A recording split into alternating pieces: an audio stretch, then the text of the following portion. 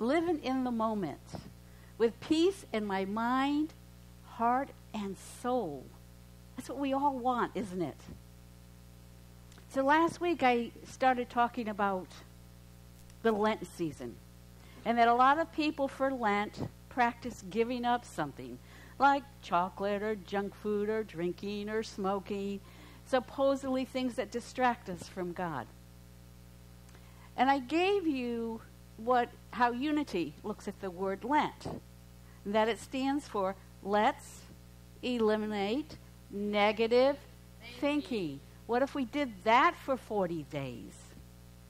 And what if we picked one type of negative thinking to work on? And that's what we did. We picked judgment. Think about eliminating negative judgment for 40 days. So last week, I talked about judging others. And today's talk is judging myself. It's a big one. So my question to you today, are you as loving to yourself as you are to your dog?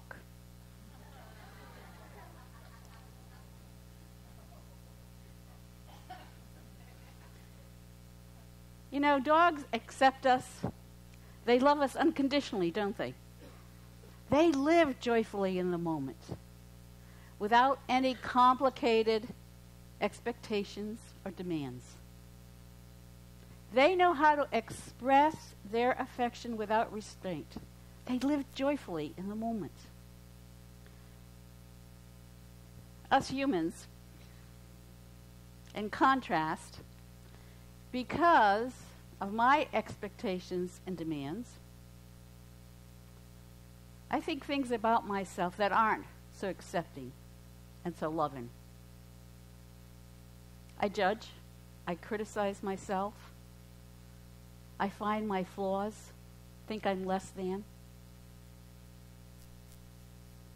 When you wake up in the morning, before you even get out of bed, what are the thoughts that start running through your head? And you kind of find your way into the bathroom, and you look in that mirror. What are you saying about your face, about your hair? And then, yeah, self-judgment really comes up, doesn't it? Then you go to get dressed. And you're putting those clothes on. You look in the mirror, they might not fit or look the way you really want them to. What are the thoughts that go through your head as you go through your day? How often do I judge myself? You ever hear that voice, the one that keeps talking in your head all the time? Do you ever hear it saying things like this? Oh, that was stupid. What a jerk. I'll never be good at this. What a loser. I just can't cope with all this. And then there's all of our should-haves. I should have done it differently. I should have known better. I should have been able to handle this. I shoulda. I should look and perform. I compare myself with everyone else, and I should all over myself. How many heard Greg Tamlin's song about the shouldn't? You know, if someone talked to us the way we talk to ourselves, we wouldn't spend a lot of time with them, would we? No matter how successful and happy a person seems to be, most of us have negative, self-judging thoughts. A sense of feeling rejected, unlovable, not accepted. What did Jesus tell us? He said, love your neighbor, what? as yourself. So how? How can I love you if I don't love me first? How can I stop judging you if I'm judging me?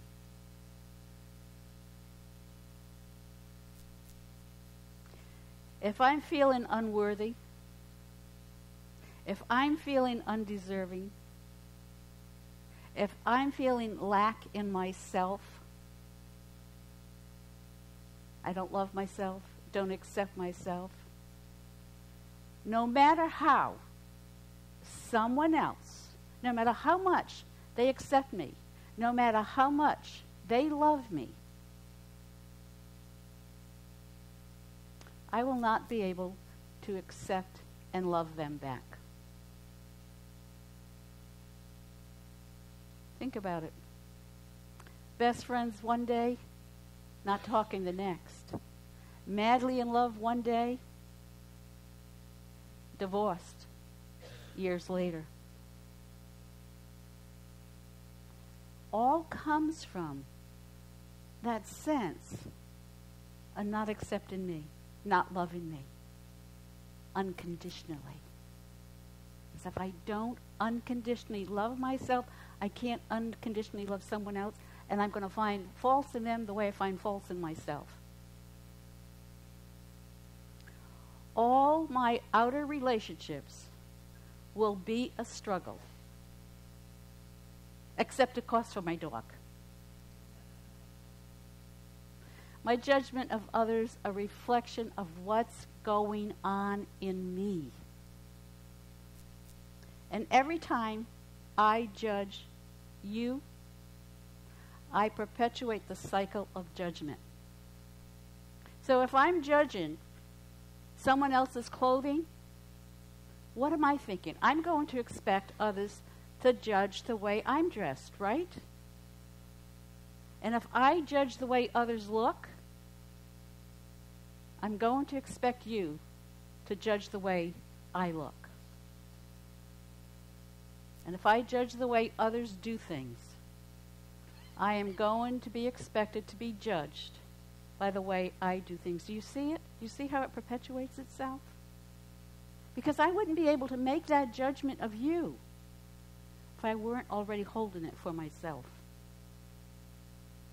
So if you want to know how you're judging yourself, pay attention to how you're judging others. It's not someone else's responsibility to make me feel worthy or loved. It's my job. Making others responsible for the light in my life is like sitting in a room with no windows, and there's one single light bulb there, and it burns out. And I sit there in the dark going, poor me. Here I am, all alone in the dark. When all I have to do is what? Get a new bulb. Change that bulb, right? Change that bulb. So Scripture says in Romans 12:2, do not be conformed to this world. We know this one. But be transformed by the renewal of your mind. Whatever's happening in my life, relationships, finances, health, it's rooted in the dominant tone of my thinking. To live in the moment with peace in my mind, heart, and soul, all I have to do is change that light bulb, renew my mind, change my thinking from, I can't figure this out, I'm never going to get it right, to, I can't figure this out, but I can get help. Do you hear the difference? You feel the difference. I'm not smart enough, someone else is going to get this position. I'm going to work for this position. If it doesn't happen, then something even better will. Do you feel that? Why did this happen to me? Or, I know there's a lesson or a blessing here somewhere for me. When negative judgment dominates my thinking, I see myself without power. I feel diminished. I feel beat up. I feel like there's nothing I can do to change my life. But when positive thoughts dominate my mind, I feel empowered, uplifted, motivated, that yes, I can do something to change my life. Byron Katie, one of my teachers years ago, says this: I discovered that when I believed my thoughts, I suffered. But that when I didn't believe them, I didn't suffer. Are you believing all your thoughts? Don't believe the ones that keep you sitting in the dark all by yourself. You have the power to end your suffering. Change your light bulb and reconnect to Source. Once upon a time, there was a spider, lived in a barn. It decided to spin its web. And it started way up on the high rafters at the strongest beam. And it spun a fine thread all the way down. And from that was the center, it spun out all these other threads so that it was like a wheel. And then it sat back and said, okay, now I'm ready. I'm ready to catch flies. And that great web caught many fat flies. And the spider got fat and lazy. And it was sitting there one day waiting to catch its lunch. And she noticed the very first thread that she had spun from that top beam. And she looked at it and she said, I wonder what that's for. Why did I put it there? It doesn't catch any flies. And so on an impulse, she broke the thread. And you know what happened? The whole web collapsed. She'd forgotten that one thread was the link to the strongest beam above, the source of support for her entire web. Judging myself prevents me from remembering the source of my support. It fools me into thinking I'm sitting all alone in the dark, that I have to figure everything out alone, that I have to climb this mountain alone. And I feel inadequate. I feel defeated. I feel as if my entire world is collapsing. Been there? I have. When I focus on positive thought patterns, when I catch those judgments, shift them, think something positive instead, my crisis stops becoming overwhelming. I can let go of resistance easier. And I remember faster that I'm not alone. I remember my connection to God. And when I do that, it is impossible to feel alone.